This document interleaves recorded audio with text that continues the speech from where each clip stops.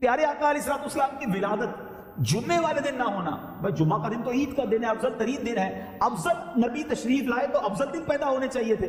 پیر والا دن چنا گیا ولادت کے لیے اور مدینہ چنا گیا مزار کے لیے۔ اللہ اکبر، کیا عشق والا جواب علماء دیتے ہیں۔ فرمایا اگر نبی پاک علیہ السلام جمعہ کے دن پیدا ہوتے ہیں تو لوگ کہتے ہیں کہ جمعہ تو پہلے ہی مقبول تھا، پہلے ہی بڑا مبارک دن تھا، فضیلت والا تھا، عید کا دن تھا۔ تو پیارے آقا کی ولادت کے دن کو ایک ضمناً طور پر، ایک جس کو آپ کہیں کہ پرائمری کی بجائے سیکنڈری طور پر جو ہے وہ نبی پاک کے دن کو وہ اہمیت دی جاتی۔ پیر کی کوئی فضیلت نہیں ہے، مگر نبی پاک کی ولادت ہوئی تو پیر بھی عاشقوں کے لیے عید کا دن بن گیا۔ خود نبی پاک پیر کے دن روزہ رکھتے تھے۔ یہ دیکھیں نا، ایک آرڈنری نبی پاک نے جس کو مس کیا، جس کو ٹچ کیا، جس کو نسبت دی، اس نے عروج پا لیا ہے۔ سیدی اعلیٰ حضرت کا مجھے وہ شعر یاد آ رہا ہے، آپ ذرا عدنان بھائی کا امتحان بھی لے لیتے ہیں، طرز میں سنا دیں۔ جمعہ مکہ تھا عید اہل عبادت کے لیے۔ اعلیٰ حضرت لکھتے ہیں، ذرا سمجھیے گا اس شعر کی خوبصورتی کو۔ اعلیٰ حضرت کہتے ہیں مکے میں اور بھی جمعے کا دن نور اللہ نور ہو گیا نا، مکے کی ایک نیکی 1,00,000، جمعے کی ایک نیکی 70 بار اور ملٹیپلائی کر دو تو جمعہ مکہ جو ہوتا ہے نا، جب مکے میں عابد ہو نا، عبادت کرنے والا، اس کی عید ہوتی، لاٹری نکلی بھی ہوتی، یار میں جمعے کو مکے میں آ گیا۔ جمعہ مکہ تھا عید اہل عبادت کے لیے۔ یہ ایک طرف کہہ رہے عبادت والوں کے لیے، اب ذرا گناہ گار جو ہیں وہ کدھر جائیں؟ فرماتے ہیں مجرموں آؤ یہاں عید دوشنبہ دیکھو۔ اے مجرموں، تمہارے لیے پیر کا دن مدینے کا ہے نا، وہ لے لو، بخشش کے پروانے ملتے ہیں، آقا کی ولادت کا صدقہ بڑھتا ہے۔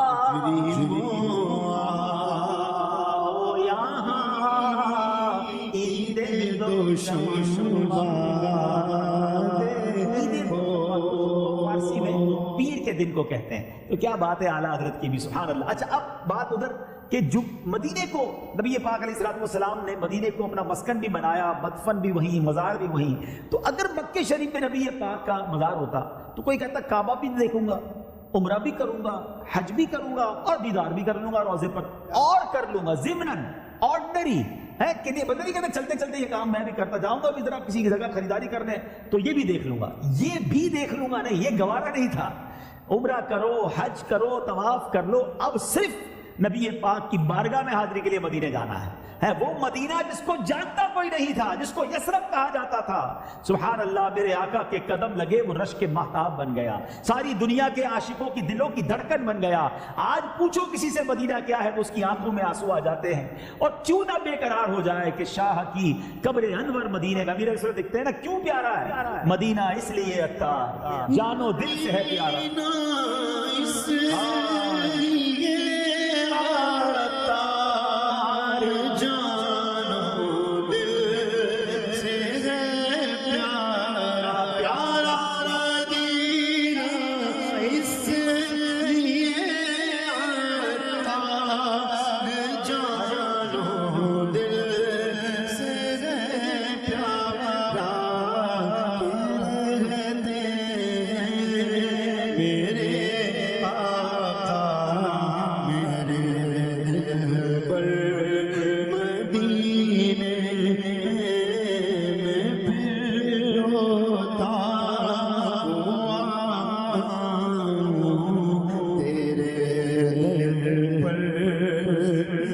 حدیبیہ کا موقع تھا جب مسلمان مکے کے قریب ایک جگہ پڑاؤ ڈالے ہوئے تھے، نبی پاک بھی ہیں، 14 سے قریب صحابہ اکرام بھی ہیں۔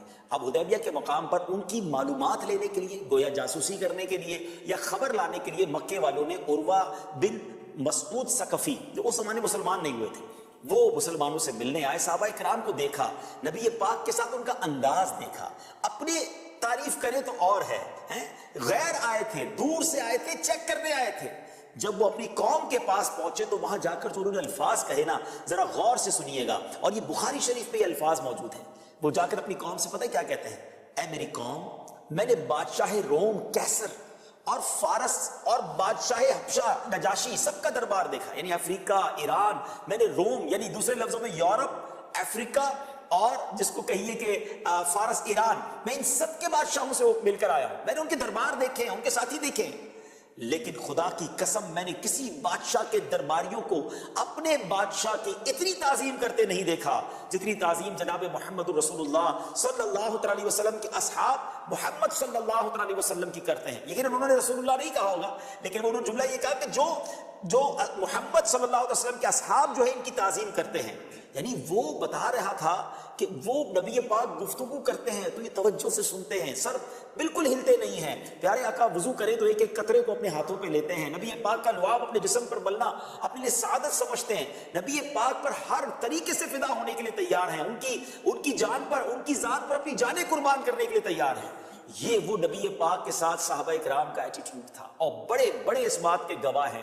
اللہ کریم صحابہ کرام کی اس تعظیم کا ہمیں صدقہ نصیب فرمائے۔ نبی پاک کی رسپیکٹ کا عالم کیا تھا کہ امیر المومنین مولا علی شیر خدا کرم اللہ تعالی وجہ الکریم حاضرین مجلس کے ساتھ نبی پاک علیہ السلام کی سیرت مقدسہ کا جب تذکرہ کرتے تو فرماتے کہ جس وقت آپ کلام فرماتے تھے تو آپ کی مجلس میں بیٹھنے والے صحابہ کرام اس طرح سر جھکا کر خاموش اور سکون کے ساتھ بیٹھ رہا کرتے تھے گویا ان کے سروں پر پرندے بیٹھے، بالکل جس کو کہنا فوکس۔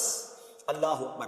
فرماتے جس وقت میرے آقا خاموش ہوتے تو صحابہ کرام گفتگو کرتے، اور کبھی آپ کے سامنے کلام میں تنازع نہیں کرتے، اور جو آپ کے سامنے کلام کرتا آپ توجہ کے ساتھ اس کے کلام کو سنتے رہتے یہاں تک کہ وہ خاموش ہو جاتے۔ اللہ اکبر۔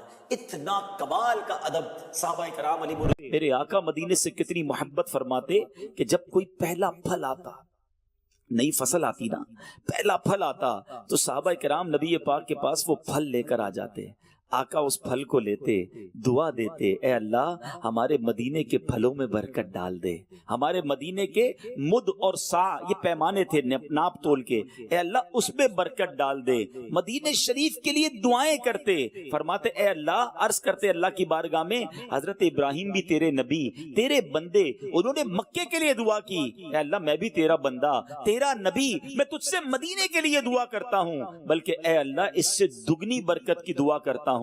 نبی پاک مدینے کی محبت اور مدینے میں آنے کی گویا ترغیب ارشاد فرمایا کرتے۔ ایک بار صحابہ کرام کے ساتھ میرے آقا مدینے کی طرف آ رہے تھے، ایک بار صحابی کہتے ہیں ہم نے دیکھا غزوہ تبوک سے واپسی کا موقع تھا، جب نبی پاک کے مدینہ قریب آتا اپنی سواری کو تیز فرما دیتے، کچھ لوگوں نے اپنے چہرے پر کپڑا رکھا تاکہ غبار اور مٹی نہ لگے، تو آقا نے فرمایا اس کو ہٹا دو کیونکہ مدینے کے غبار میں شفا ہے۔ نبی پاک کا دل بھی تسکین پاتا تھا مدینے آ کر۔ اللہ اکبر۔ جب نبی پاک مدینے سے محبت کریں تو آقا کا امتی کیوں نہ مدینے سے محبت کرے۔ اللہ مجھے اور آپ کو مدینے سے سچی محبت عطا فرمائے۔